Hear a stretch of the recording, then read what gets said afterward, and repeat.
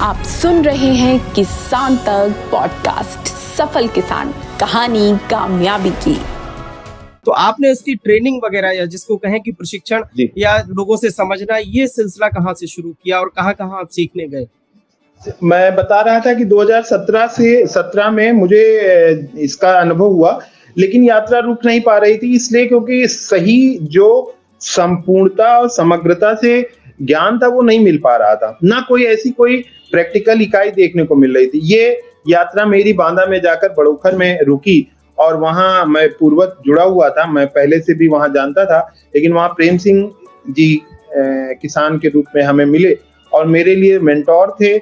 मुझे वहां जाकर के न केवल स्थायित्व मिला बल्कि समग्र ज्ञान मिला और समग्र व्यवस्था वहां देखने को मिली। प्रोसेसिंग छूट रहा था, नियम छूट रहे थे, फार्म डिजाइनिंग छूट रही थी, तालाब से सिंचाई छूट रही थी, खाली हमें कुछ लिक्विड खाद बना करके खेती करने का ही ज्ञान मिल पा रहा था और मुझे लग रहा था कि इससे नहीं मुझे संतुष्टि है।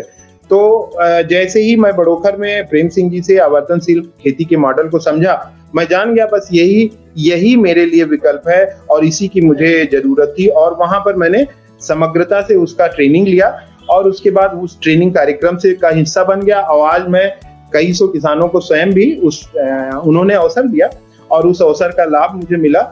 मैं सीखने और सिखाने में लग गया, तो मेरी खेती भी अच्छी होती गई, मेरी सोच भी अच्छी होती गई, मेरी समझ भी अच्छी होती गई और जो मित्र, जो सहयोगी किसान वहां आए, उनके साथ भी उनको भी सिखाने का अवसर मिला, उनके साथ भी सीखने का अवसर मिला।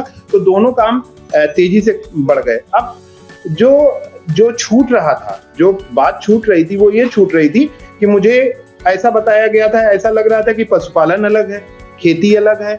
खेती के लिए कुछ एक गाय हो जाए तो कई एकड़ खेती, 20 एकड़ और कितनी एकड़ खेती हो जाएगी। ये सब जब बातें करने को बैठा तो घाटा लगने लगा, ठीक से कर नहीं पा रहा था। तो फिर ये बात तय हो गई कि नहीं, आवर्तनशीलता का जब नियम समझ में आया, प्रकृति के जो विन्यास और विज्ञान है, जो उसके नियम है, वो जब पकड़ में आने लग गए तो सारा खेती सज गई, बहुत अच्छा सा कार्य होने लगा। और सबसे बड़ी बात, जब समझ हो जाती है और समझ से कार्य करने लगा जाता है तो परिणाम आने लगता है। अब आपको कुछ उदाहरण मैं देता हूँ। वहां से लौटने के बाद मैंने 2019 में वहां ट्रेनिंग लिया और 2020 में जब लॉकडाउन था, पूरा देश लॉक था, तब मैंने अपने फार्म हाउस पर, अपने खेत पर अपने को पूरे परिवार के साथ लॉक कर दिया। आप जानते हैं गांव में काम हो रहा था और सब कुछ, पूरी दुनिया बंद थी, खेती ही एक था जो जिसे नहीं बंद था, ना पशुपालन बंद था, ना उसको दूध का बेचना बंद था, ना दूध का उत्पादन बंद था। उस समय मैंने सबसे ज्यादा जो सीखा था आवर्तनशीलता के नियमों को, उसको अपने फार्म पर अप्लाई करना शुरू कर दिया। पहला एप्लीकेशन मैंने किया, मेरा सेट करीब 15,000 स्क्वायर फीट का 100 गायों का सेट बना था, 25-26 लाख का सेट था और उसके दोनों टाइम जब धुलाई होती थी तो कई हजार लीटर पानी बर्बाद होकर के नहर में चला जाता था, मैं उसका कोई इस्तेमाल नहीं कर पाता था। मुझे लगा कि ये काम नहीं चलेगा। मैंने पुष्पेंद्र भाई से बात की, पुष्पेंद्र भाई तालाब पर बड़ा काम कर चुके हैं और मुझे लगता है कि आपने उनका इंटरव्यू भी किया था। तो वो बुंदेलखंड के एक ऐसे व्यक्ति हैं जिन्होंने एक बड़ा कार्य पानी में किया। उनका मुझे आशीर्वाद मिला, ज्ञान मिला और उनके ज्ञान के माध्यम से मैंने एकदम अपने गौशाला के बगल में एक तालाब बनाया।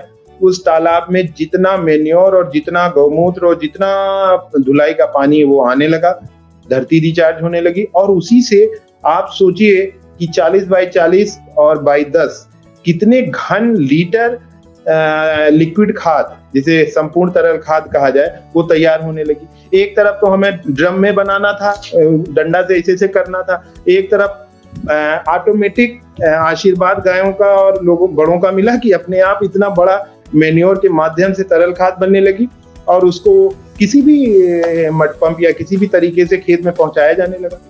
खेतों की शक्ल बदलने लगी, उत्पादन बदलने लगा। 2017 से 2020 तक के बीच में गेहूं नहीं ठीक से पैदा होता था, धान ऑप्टिमम यानी जो जितना चाहिए था उतना उत्पादित नहीं होता था। अब 2021 का ये रिजल्ट आते आते करीब 1.5 एकड़ खेत में 32 कुंटल महीन वाला धान, श्रीराम जय श्रीराम रायबरेली की देसी वैरायटी, वो मैंने पैदा किया। इस बार निर्मल जी विपरीत परिस्थितियों में गेहूं का उत्पादन इतना अच्छा हुआ है और दाना इतना अच्छा हुआ है जिसका कोई हिसाब किताब नहीं है। क्या था ये? कहाँ का चमत्कार हुआ था? ये समझ का चमत्कार हुआ था। ये समृद्धता कहाँ से आई थी? ये संतुलन से समृद्धता आ रही थी। कहाँ से संतुलन हुआ था? तो जल संतुलन हुआ था। वो तालाब ने जल संतुलन किया, वो तालाब ने वाटर रिचार्ज किया, उस तालाब ने वो जो पानी बर्बाद हो रहा था वो सिंचाई की तरफ मोड़ दिया। तो बिना तालाब के अगर सिंचाई की जाएगी तो आपका ऑप्टिमम उत्पादन प्रोडक्शन नहीं हो सकता है। ये मैंने सीख लिया। तो इस तरह जल संतुलन हुआ। इसी प्रकार से मुझे जब ये समझ में आया कि मुझे कितने वन बाग लगाने हैं, किस तरह के पेड़ लगाने हैं, इस बार मेरे आम के पेड़ में उस खेती की जो विधा है उस विधा को समझ के संपूर्ण खाद बनाया। और संपूर्ण खाद बनाने के साथ साथ मुझे लगा कि मुझे गोबर गैस भी लगानी पड़ेगी। मैंने दो गोबर गैस प्रत्यक्ष और एक गोबर गैस खुला, 3 गोबर गैस अपने बायोगैस लगाया। उन बायोगैस की स्लरी से जब हमने अपने पेड़ों की सिंचाई की, अपने वन बाग की सिंचाई की, इस बार एक सिंगल पेड़ नहीं बचा है जो पूरी तरह आमों से लदा नहीं है। आपके इंटरव्यू से पहले मैं पके आम जो पेड़ के नीचे गिरे थे, आधा किलो आम अभी लेकर आया हूँ।